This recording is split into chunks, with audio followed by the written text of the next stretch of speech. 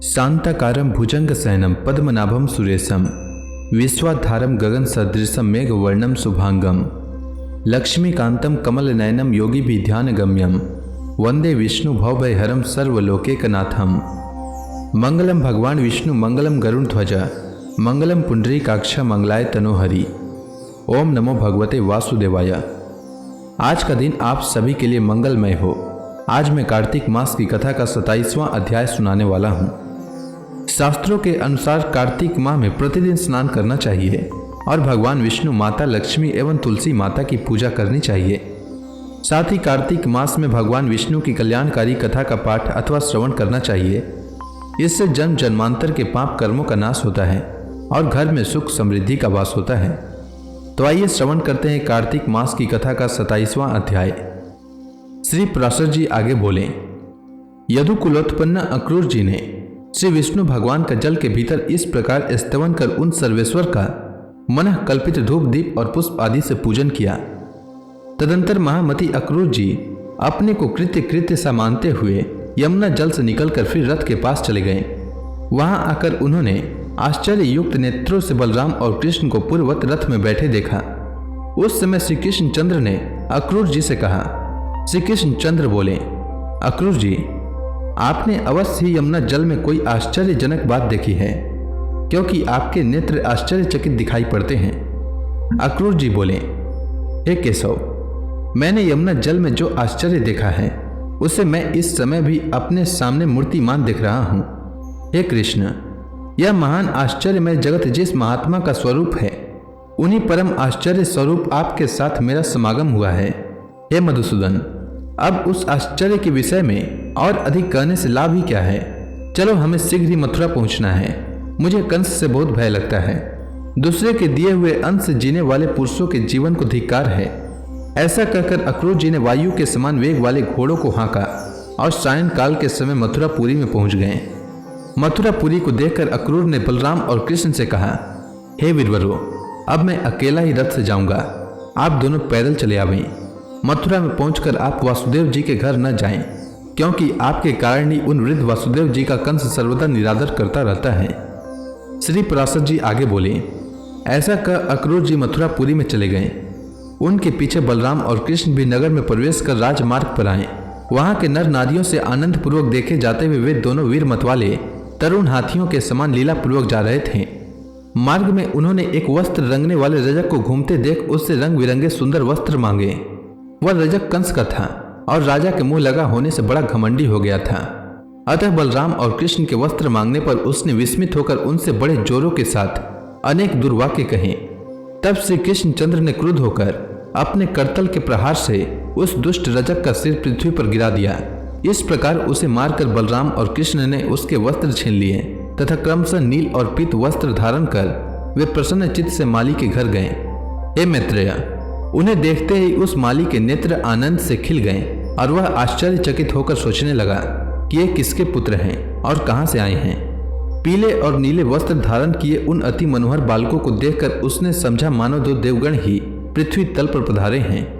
जब उन विकसित मुख कमल बालकों ने उससे पुष्प मांगे तो उसने अपने दोनों हाथ पृथ्वी पर टेक कर शीर्ष से भूमि को स्पर्श किया।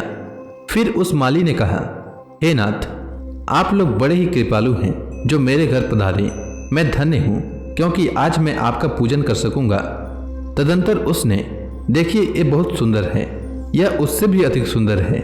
इस प्रकार प्रसन्न मुख से लुभा लुभा कर उन्हें इच्छानुसार पुष्प दिए। उसने उन दोनों पुरुष श्रेष्ठों को पुनः पुनः प्रणाम कर अति निर्मल और सुगंधित मनोहर पुष्प दिए। तब श्री कृष्ण चंद्र भी प्रसन्न होकर उस माली को यह वर दिया कि हे भद्र, मेरे आश्रित रहने वाली लक्ष्मी तुझे कभी न छोड़ेगी। हे सौम्य, तेरे बल और धन का हांस कभी न होगा और जब तक सूर्य की सत्ता रहेगी तब तक तेरी संतान का उच्छेद न होगा। तू भी आजीवन नाना प्रकार के भोग भोगता हुआ अंत में मेरी कृपा से मेरा स्मरण करने के कारण दिव्य लोक को प्राप्त होगा। हे भद्र, तेरा मन सर्वदा धर्मपरायण रहेगा तथा तेरे वंश में जन्म लेने वालों की आयु दीर्घ होगी। हे महाभाग, जब तक सूर्य रहेगा तब तक तेरे वंश में उत्पन्न हुआ कोई भी व्यक्ति उपसर्ग आदि दोषों को प्राप्त न होगा। श्री पराशर जी आगे बोले, हे मुनिश्रेष्ठ, ऐसा कहकर श्री कृष्ण चंद्र बलभद्र जी के सहित मालाकार से पूजित होकर उसके घर से चल दिए। श्री प्रसाद जी आगे बोले, तदंतर श्री कृष्णचंद्र ने राजमार्ग में एक नवयौवना कुब्जा स्त्री को अनुलेपन का पात्र लिए आते देखा। तब श्री कृष्ण ने उससे विलासपूर्वक कहा, आई कमल लोचने, तू सच सच बता, यह अनुलेपन किसके लिए ले जा रही है? भगवान कृष्ण के कामुक पुरुष की भांति इस प्रकार पूछने पर अनुरागिणी कुब्जा ने उनके दर्शन से हठात आकृष्ट चित हो ललित भाव से इस प्रकार कहा, हे कांत, क्या आप मुझे नहीं जानते? मैं अनेक वक्रा नाम से विख्यात हूँ। राजा कंस ने मुझे अनुलेपन कार्य में नियुक्त किया है। राजा कंस को मेरे अतिरिक्त और किसी का पिसा हुआ उपटन पसंद नहीं आता है, अतः मैं उनकी अत्यंत कृपा पात्री हूँ। श्री कृष्णचंद्र बोले, हे सुमुखी, यह सुंदर सुगंधमय अनुलेपन तो राजा के ही योग्य है। हमारे शरीर के योग्य भी कोई अनुलेपन हो तो दो। श्री प्रसाद जी आगे बोले, यह सुनकर कुब्जा ने कहा, यह लीजिए, और फिर उन दोनों को आदरपूर्वक उनके शरीर योग्य चंदन आदि दिए। उस समय वे दोनों पुरुष श्रेष्ठ पत्र रचना विधि से यथावत अनुलिप्त होकर इंद्रधनुष युक्त श्याम और श्वेत मेघ के समान सुशोभित हुए। तत्पश्चात सीधे करने की विधि के जानने वाले भगवान श्री कृष्णचंद्र ने उसकी ठोड़ी में अपने आगे की 2 उंगलियां लगाकर उसे उचकाकर हिलाया तथा उसके पैर अपने पैरों से दबा लिए। इस प्रकार श्री केशव ने उसे सीधे शरीर वाली कर दी। तब सीधी हो जाने पर वह संपूर्ण स्त्रियों में सुंदरी हो गई। तब वह श्री गोविंद का पल्ला पकड़कर अंतर्गर्भित प्रेम भाव से अलसाई हुई विलास ललित वाणी में बोली, आप मेरे घर चलिए। उसके ऐसा कहने पर श्री कृष्णचंद्र ने उस कुब्जा से, जो पहले अनेक अंगों से टेढ़ी थी परंतु अब सुंदरी हो गई थी, बलराम जी के मुख की ओर देखकर हंसते हुए कहा, हाँ, तुम्हारे घर मैं आऊंगा। ऐसा कहकर श्री हरि ने उसे मुस्कुराते हुए विदा किया और बलभद्र जी के मुख की ओर देखते हुए जोर जोर से हंसने लगे। इसके बाद श्री कृष्णचंद्र और बलराम जी ने मथुरा में और क्या किया, इसके बारे में मैं अगले अध्याय में बताऊंगा। तब तक के लिए भगवान श्री हरि का नाम लेते रहें। तो प्रेम से बोलिए भगवान विष्णु की जय, श्री कृष्ण भगवान की जय, लक्ष्मी माता की जय, तुलसी माता की जय, समस्त देवी देवताओं की जय।